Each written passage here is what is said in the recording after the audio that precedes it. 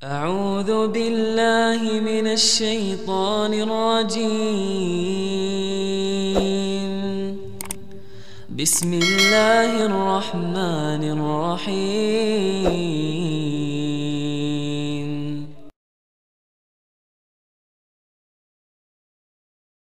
Makanya teman-teman, coba kita belajar dari sikap Nabi. Nabi itu nggak ngebalas hater sama sekali, diam aja. Kalaupun perlu tabayun, tapi kan ini nggak ada yang perlu ditabayunin ya, karena Nabi tidak melakukan kesalahan. Jadi Nabi nggak tabayun, diam aja, fasolli, minta sama Allah, berdoa sama Allah, sehingga Allah yang membela beliau. Caranya Allah turunkan ayat, Inna a'tainakal kautsar. Engkau Muhammad mendapatkan banyak kenikmatan. Terus Allah balas orang-orang yang ayat itu dengan kalimat apa? Inna syani'aka huwal abtar. Apa arti syani'aka? Syani'aka itu bahasa bakunya yang membencimu, yang mencelamu. Bahasa kita hatersmu. Inna syani'aka huwal abtar. Sesungguhnya hatersmu itulah orang yang terputus. Sehingga para haters ini yang tergabung dalam satu grup tadi, semuanya terputus dari Allah. Terputus dari apa? Hidayah. Makanya semua member grup ini nggak ada yang dapat hidayah. Abu Jahal matinya tidak dapat hidayah. Abu Lahab matinya tidak dapat hidayah. Walid Al-Mughirah matinya tidak dapat hidayah. Akhnas matinya tidak dapat hidayah. Kita boleh kadang-kadang nggak suka kepada seseorang, itu mungkin sifat dasar manusia ya, subjektif, emosional, dan itu ujian juga buat diri kita. Kita nggak bisa maksain harus suka kepada semua orang. Kadang-kadang ada orang yang kita sebel sama dia. Kita boleh sebel sama orang, walaupun kita coba perbaiki. Kita boleh kadang-kadang nggak sengaja nggak suka sama orang, tapi jangan jadi haters yang kemudian komen. Kenapa? Karena kalau kita komen mencela, maka kita sama dengan mencela diri sendiri. Apakah Umar suka kepada Rasulullah sebelum dapat hidayah? Nggak suka. Apa bedanya dia dengan ayahnya? Mereka sama-sama nggak suka sama Nabi, sama-sama benci sama Nabi. Tapi bedanya, ayahnya Umar mencela Nabi, Umar tidak pernah mencela Nabi. Karena tidak pernah mencela, pada akhirnya dapat hidayah. Apa bedanya Khalid dengan Walid, ayah dan anak? Walid Al-Mughirah mencela Nabi, sehingga matinya dalam keadaan kufur, bahkan dijamin masuk neraka sakar di surah Al-Mudaththir. Sedangkan Khalid, dia nggak suka sama Nabi, tapi nggak pernah mencela Nabi. Ikrimah dan Abu Jahal, anak dan ayah. Abu Jahal nggak suka sama Nabi dan mencela Nabi. Ikrimah tidak suka sama Nabi tapi tidak pernah mencela Nabi. Jadi generasi kedua ini rata-rata orang yang nggak suka kepada Nabi karena kemakan sama orang tua mereka. Kemakan dengan isu-isu yang dibicarain orang tua mereka, sehingga mereka kayak ikut-ikutan gitu. Tapi mereka nggak pernah mencela, orang tua mereka yang mencela. Akhirnya nasibnya yang mencela terputus dari hidayah, yang tidak mencela pada akhirnya Allah kasih hidayah. Makanya di Riyadhus Shalihin itu ada hadis, kata Nabi, kalau budak perempuan kalian berzina, budak berzina lagi, budak perempuan kalian berzina, cambuklah dia, karena itu hak agama, cambuklah dia, tapi jangan cela dia. Kalau dia berzina lagi untuk kedua kalinya, mengulang kesalahan yang sama, cambuklah dia, tapi jangan cela dia. Kalau dia berzina lagi untuk ketiga kalinya, berarti udah 3 kali berturut-turut, maka juallah dia walau dengan seharga seutas tali, saking murahannya, tapi jangan cela dia. Coba, tetap kalimat mencela itu nggak dibolehkan dalam Islam. Kita boleh berbeda pandangan, boleh berbeda pilihan, boleh berbeda hashtag di nanti tahun depan, tapi jangan saling mencela. Dari mana ajaran mencela? Tidak ada dalam Islam. Pilihan itu hak setiap warga negara. Kita bebas memilih pemimpin kita selama itu ada pertanggungjawaban ilmiah. Kenapa? Argumentatif. Budayakan anak muda ini budaya argumentasi ilmiah. Kita berdiskusi, bukan saling membuli dan mencela. Budak perempuan aja berzina 3 kali nggak boleh dicela. Apalagi hanya berbeda pandangan, sama sekali nggak boleh mencela. Kenapa? Begitu kita mencela, maka celaan itu akan balik lagi kepada kita, dan na'udzubillah min dzalik. Ini cerita hatersnya. Yang pertama Rasulullah SAW kepada orang-orang seperti As bin Wa'il. Hari ini 2 aja. Satu lagi haters yang kemudian jadi lovers. Siapa haters yang kemudian jadi lovers? Sofia, istri Nabi, yang beliau nikahi setelah perang Khaybar. Kalau teman-teman baca sejarahnya Sofia, itu setelah perang Khaybar kan Sofia ini kehilangan orang-orang tercinta. Satu, suaminya meninggal, terbunuh dalam perang Khaybar. Ayahnya terbunuh, pamannya terbunuh, sepupunya terbunuh, saudaranya terbunuh. Sehingga Sofia ini marah banget sama Nabi. Ketika dia jadi tawanan perang, dia ditaruh di sebuah tenda sama Nabi. Kemudian setelah Nabi beres dengan semua urusan, Nabi datang menjenguk Sofia di tendanya sebagai tawanan. Nabi masuk, lalu dalam cerita panjang itu Sofia ngomong gini, ketika Nabi Muhammad masuk menemui saya di tenda, waktu itu saya sedang sangat marah. Muhammad adalah orang yang paling saya benci di muka bumi. Haters banget nih. Muhammad orang yang paling saya benci di muka bumi, kata Sofia. Kenapa benci? Gimana nggak benci? Rasulullah dengan peperangan itu kemudian berhasil mengalahkan kaumnya Sofia, bunuhlah orang-orang terdekatnya Sofia, suaminya, pamannya, ayahnya, saudaranya.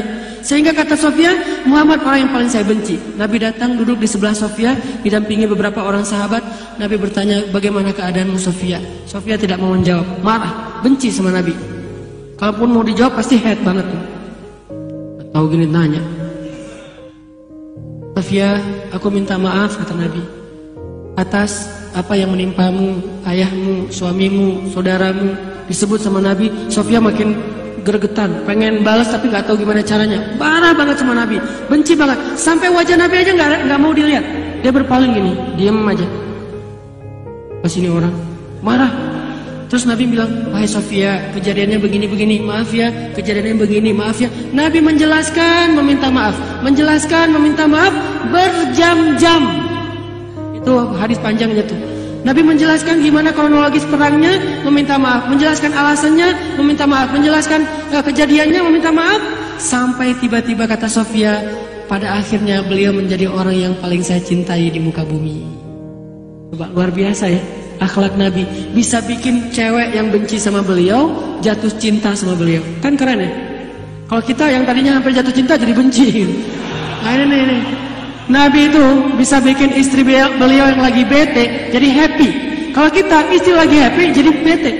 Kebalikannya Rasul. Ini kita perlu belajar lagi nih sunnah Nabi tentang akhlak, terutama dalam momentum Maulid ini. Gimana cara Nabi bisa bikin Sofia kemudian jatuh cinta? Nabi itu menjelaskan dengan sangat baik, sama sekali tidak menyinggung perasaan Sofia, tidak menyalahkan, ayah kamu sih keras kepala. Enggak ngomong kayak gitu. Saya udah coba mengobrol dengan mereka, tapi mereka menolak Sofia. Saya udah memberi tengah waktu, tapi mereka tidak memanfaatkannya Sofia. Kami udah mencoba untuk mengambil jalan tengah, tapi tidak disetujui Sofia. Maaf ya, jelasin lagi. Maaf ya, jelasin lagi. Dengan sangat santun. Saking santunnya Nabi, Sofia yang tadinya gini, lama-lama mulai ngeliat gitu. Terus lama-lama tertegun gitu. Ini cowok keren banget. Sampai akhirnya jatuh hati. Kurang keren apa Rasulullah, kan cowok paling keren sepanjang sejarah manusia. Akhirnya Sofia baru cerita, ya Rasulullah. Sekarang manggilnya Rasulullah. Tadi Muhammad aja nggak mau. Ya Rasulullah, aku pernah mimpi loh, kata dia. Kata Rasulullah, mimpi apa Sofia?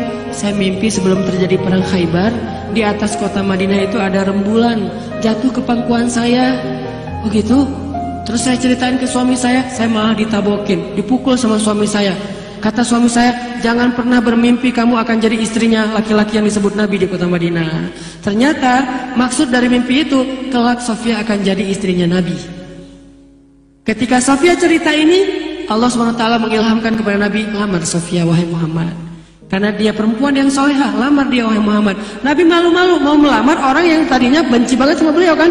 Dia memajak, gimana ya cara ngomongnya. Terus kata Allah, lamar wahai Muhammad, lamar. Akhirnya Nabi bilang, Sofia, maukah engkau jadi istriku? Ini adalah perintah dari Allah. Kata Sofia, ya aku terserah aja sih. Ini kalau bahasa kita ya, ini bahasa kita, terjemahin. Maksudnya saya ikut aja. Kalau bahasa kakunya, aku sih terserah aja. Alhamdulillah. Akhirnya Nabi bikin acara wedding istri Nabi paling rame itu pas lagi dengan Sofia. Kalau Khadijah mungkin beda masa ya. Kalau yang satu masa itu Aisyah, yang lain-lain. Yang paling megah itu Sofia. Kenapa? Karena Nabi habis menang perang dan dapat banyak ghanimah.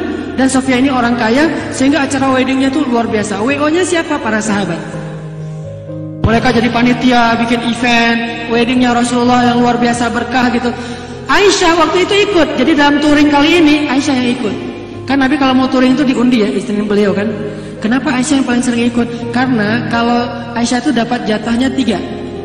Jatahnya Saudah, jatahnya Ummu Salamah kadang-kadang, dan jatahnya sendiri. Makanya bisa dibilang Aisyah itu paling sering traveling, touring bareng Nabi karena dikasih oleh Saudah.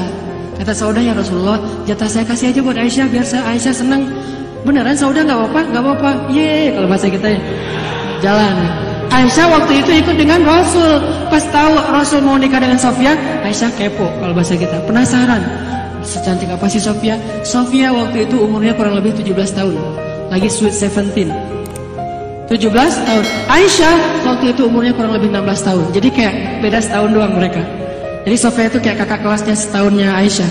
Kelas 3 SMA sama kelas 2 SMA gitu. Deket banget. Makanya Aisyah paling sering cemburu pada Sofia. Penasaran secantik apa sih Sofia? Sekeren apa sih Sofia? Akhirnya kepo. Pas acara wedding, Aisyah diam-diam datang ke acara itu pakai cadar biar gak ketahuan. Tapi kan mata Aisyah, mata paling cantik yang Nabi pasti kenal. Mojok aja Aisyah ngeliat dari jauh. Mana Sofia? Oh itu, cantik. Akhirnya Nabi dari jauh, wah ada Aisyah tuh. Nabi bilang ke Sofia, sebentar ya aku nemuin Aisyah. Oh iya ya Rasulullah. Langsung Nabi menuju ke Aisyah. Aisyah tahu dia ketahuan, langsung lari. Nabi langsung kejar di belakang, tapi nggak di slow motion gitu. Aisyah gitu. Terus pas sudah dekat, Aisyah mau kemana? Enggak, mau pulang aja. Aku anterin ya. Ya terserah sih. Akhirnya dianterin sama Nabi, pegangan tangan. Itu kan keren banget ya. Cewek lagi ngambek, tapi kayak Nabi itu benar-benar bisa ngambil hatinya. Aku anterin ya. Ya terserah. Ya, pegangan tangan, jalan. Saking nyamannya Aisyah sama Nabi waktu itu kan awalnya ngambek nih. Di tengah jalan sampai Aisyah nanya gini, ya Rasulullah, boleh nanya nggak? Boleh dong, apa Aisyah? Ini mah dong pakai bahasa saya. Boleh dong, apa Aisyah? Kalau Rasul jadi penggembala, terus ada 2 padang rumput, yang satu pernah dipakai penggembala lain, yang satu lagi belum pernah. Kira-kira Nabi bakalan ngembalai di mana? Oh ya pastilah yang belum pernah dipakai siapa-siapa, karena rumputnya lebih bagus. Oh, pengen tahu aja sih. Maksudnya apa? Karena Aisyah satu-satunya istri Nabi yang perawan, berarti ini adalah perumpamaan Aisyah itu lebih istimewa di mata Nabi daripada yang lain. Aisyah pengen diistimewakan, itulah cewek kan, pengen dimenangkan, pengen diistimewakan. Kita harus tahu itu dari Rasulullah, karena Rasulullah itu peka banget. Akhirnya Aisyah, oh pengen tahu aja. Ya udah, Aisyah udah sampai rumah, aku balik lagi ya. Ya udah, balik lagi. Tenang. Pulang lagi Nabi ke rumah Sofia. Besok balik ke Madinah nih, kan dari Khaybar ke Madinah lumayan jauh tuh jalan. Waktu itu qadarullah kendaraan Aisyah sama kendaraan Sofia beda. Aisyah kendaraannya tuh 4000 cc. Kendaraan touring banget lah pokoknya. Aisyah kan memang sering traveling ya. Jadi pakai onta yang paling gede, yang paling tangguh. Sementara bagasinya kecil, cuma tas kabin. Sofia bagasinya seabrak-abrak, mobilnya cuma 1000 cc. Sehingga pas lagi tanjakan, mobil Sofia mogok. Onta Sofia mogok, jalannya lamban, ketinggalan di belakang. Ontanya Aisyah udah paling depan, Nabi di tengah. Sofia, Aisyah, gimana nih? Bingung gitu. Pas sampai di rest area, mereka istirahat. Berhenti dulu. Ini semuanya analogi ya, jangan di crop. Pas sampai di sebuah rest area, berhenti, Nabi ngomong ke Aisyah. Aisyah, kata Nabi, apa ya Rasulullah? Boleh minta tolong nggak? Apaan? Boleh nggak? Ini kan Sofia, Nabi kan membujuk Aisyah gitu kan. Kasihan, Sofia itu kan barangnya banyak, mobilnya kecil, jadi suka ketinggalan di belakang. Aisyah kan barangnya sedikit, mobilnya gede. Boleh nggak kali ini aja mobil Aisyah sama Sofia ditukar? Aisyah langsung marah. Udahlah, dia lagi cemburu berat. Sekarang Nabi kayak ngebelain Sofia, mau nuker mobilnya lagi. Akhirnya Aisyah bilang gini, kamu itu Nabi bukan sih? Gitu ngomongnya. Saking Aisyah ngambek, kamu itu Nabi bukan sih? Kata Nabi, menurut kamu? Susah jawabnya kalau gitu. Kalau bilang bukan, kan dosa. Kalau bilang iya, tadi nanya, kamu itu Nabi bukan sih? Menurut Aisyah, iya. Tapi kenapa nggak adil? Ini nih, lagi cewek lagi ngambek ya. Jadi sesolehah Aisyah juga kalau lagi ngambek. Jadi jangan terlalu baper kitanya. Buat yang udah punya pasangan, yang belum punya pasangan, apa yang mau dibaperin kan? Paling baper ngeliat orang lain gitu. Jadi kalau cewek lagi ngambek, jangan terlalu masuk ke hati. Kadang-kadang dia mengatakan sesuatu yang menurut kita, kok bisa kamu perempuan solehah, berhijab, udah sering ngaji ngomong kayak gitu. Istri Nabi juga lebih kayak gitu. Mengatakan, kamu Nabi bukan sih? Menurut kamu? Iya. Tapi kenapa nggak adil? Masa saya diperlakukan kayak gini? Saking kata-kata Aisyah itu agak keras, Abu Bakar marah kepada Aisyah dan Aisyah didorong sama Abu Bakar. Ya Aisyah, kenapa kamu bicara gitu di depan Rasulullah? Kata Rasulullah, ya Abu Bakar, kenapa kamu memperlakukan istri saya seperti itu? Ya Rasulullah, Aisyah nggak sopan. Ya Abu Bakar, innaha ghirah. Kata Nabi, innaha ghirah. Wahai Abu Bakar, itu cemburu. Itu bukan serius. Aisyah ngomong kayak gitu tuh nggak serius. Bukan Aisyah ingkar sunnah, nggak mau ikut saya lagi, bukan. Lagi cemburu Abu Bakar. Innaha ghirah. Ya Rasulullah, terus gimana? Biarin aja. Akhirnya Abu Bakar, ya udahlah. Terus kata Nabi, Aisyah, tuh kan aku belain kamu di depan Abu Bakar. Akhirnya kata Aisyah, ya udah sekali aja ya. Ya akhirnya ganti nih kendaraannya. Ini nih Nabi ya, lihat gimana cara Nabi menghadapi orang yang tadinya bete, jutek, gak nyaman, cemburu, marah, benci, malah menjadi orang yang sangat cinta kepada beliau. Akhlak. Jadi kalau mau bicara tentang sosok Rasulullah SAW, hal yang gak bisa kita abaikan itulah akhlak Nabi yang luar biasa. Mudah-mudahan anak-anak muda di Kota Malang, di seluruh Indonesia menjadi anak-anak muda yang nge-follow Nabi bukan hanya ibadahnya, walaupun ibadah itu udah paling keren, tapi follow Nabi juga dalam akhlaknya. Ikutin Nabi dalam akhlaknya. Belajar lebih banyak adegan-adegan detail akhlak Nabi yang luar biasa. Sehingga anak muda Indonesia menjadi salah satu anak muda smart citizen. Bukan hanya smart city yang fasilitasnya udah bagus, tapi penduduknya smart citizen. Di sosial media smart netizen. Cara menjadi smart, jadilah orang yang insya Allah lebih meneladani Rasulullah Sallallahu Alaihi Wasallam. Itu aja yang saya bisa sampaikan. Mohon maaf atas kekurangan. Barakallahu li wa lakum. Billahi taufiq wal hidayah. Wassalamualaikum warahmatullahi wabarakatuh. La ilaha illallah Muhammadun Rasulullah alaihi salatullah wa alihi wal ahibba.